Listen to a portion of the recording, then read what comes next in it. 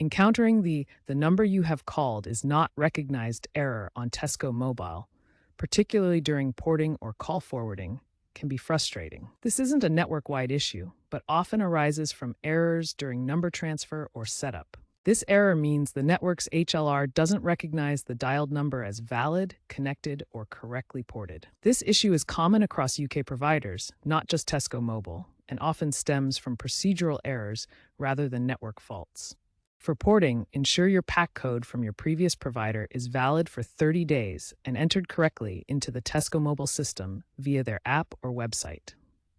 Activate your new Tesco SIM before submitting the porting request. For call forwarding, use the correct UK codes .21 followed by the forwarding number and # to set and #21# to cancel.